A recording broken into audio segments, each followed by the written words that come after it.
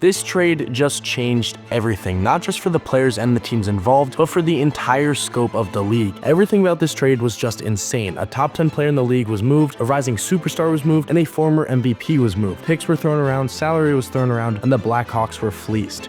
There are so many things to talk about with this trade, so let's break it down.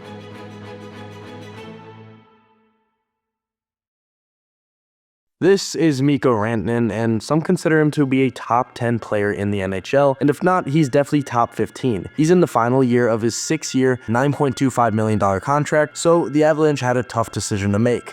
They could choose to extend him on what would likely be a massive deal, or trade him to avoid losing him for nothing, which is the road they eventually went down. It was a 3-team trade between Carolina, Colorado, and Chicago, who was just there to make the cap work. Rantanen was sent to the Hurricanes, a team clearly pushing for a deep playoff run, and then in return the Avalanche got Marty Necas, Jack Drury, a 2025 second-round pick, and a 2026 fourth-round pick, giving them a mix of young talent and future assets. The Blackhawks helped make the trade work by taking half of Rantanen's $9.25 million salary cap hit, and in return they sent Taylor Hall to Carolina and got a 2025 third-round pick. 3-team trades like this are becoming more common as teams try and find creative ways to manage the salary cap, and rebuilding teams like Chicago take advantage of their cap space to collect draft picks and future assets. And their role in the Mikko Rantanen trade might look like a loss right now, but it could pay off in the long run. They stepped in as a third-party broker, taking 50% of Rantanen's $9.25 million contract hit to help facilitate the deal between Colorado and Carolina, and in return, they received a 2025 third-round pick. On the surface, this might not seem like a great deal for them, especially since many people thought Taylor Hall was worth more than a third-round pick, and you add on top of that the fact that they took on the salary cap, they probably could have pushed for a second-round pick, but I guess in actuality, Taylor Hall's trade value was already super low, less than a third-round pick on his own. The only reason they got that pick was because the Avalanche needed a way to make the money work. So taking on salary without getting a player or a high draft pick in return isn't usually ideal, but when you look at the bigger picture for Chicago, this could still work out in their favor. The Blackhawks are in a rebuild, and part of that process is using cap space as an asset. By absorbing part of Rantanen's contract, they actually added another draft pick to their stockpile, which could help them down the line either as a trade piece or for drafting another young player to develop. But perhaps the biggest reason that this trade makes sense for Chicago is what it could mean for the future. Rantanen is set to become a free agent next summer, and since the Blackhawks helped move his contract now, they may have an edge in signing him when he hits the open market. There's already speculation that Chicago could be a serious contender for Rantanen if he doesn't extend with Carolina, meaning they could end up with a superstar playmaking winger to play alongside Connor Bedard without giving up any major assets.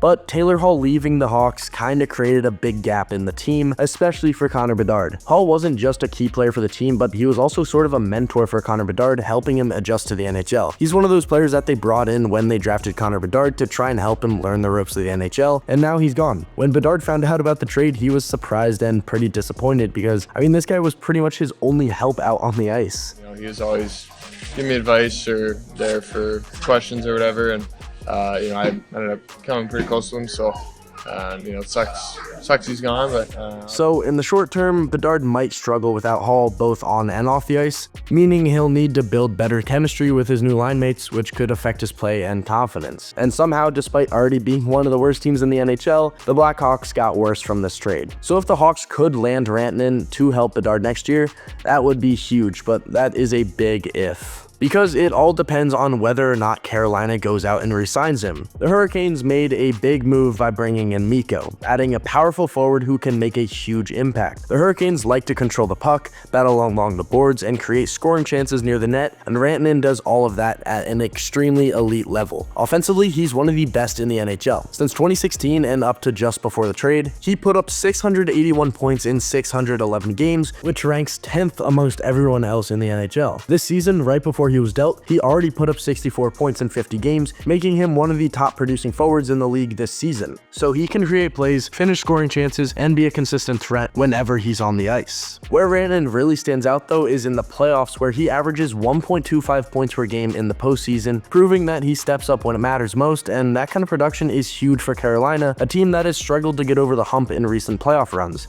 Adding a player who thrives in big moments gives them a better shot at making a deep run, which is what they tried to do last year with Jake Gensel but fell short. But what's impressive is that they acquired both Gensel and Rantanen for 0 first-round picks and 0 of their top 4 prospects. Now the main criticism for that is, what have they really done with those players? No cups, and they extended none of them, I mean so far. So if they fail to do anything in the playoffs yet again, what's their plan going forward? I don't know, but you have to expect some big changes, especially if they can't re-sign Rantanen. And re-signing him might be pretty tough, as reports say Rantanen is looking for a massive $14 million per year, which would make him one of the highest paid players in the NHL, more than even his old teammate Nathan MacKinnon, who makes 12.6.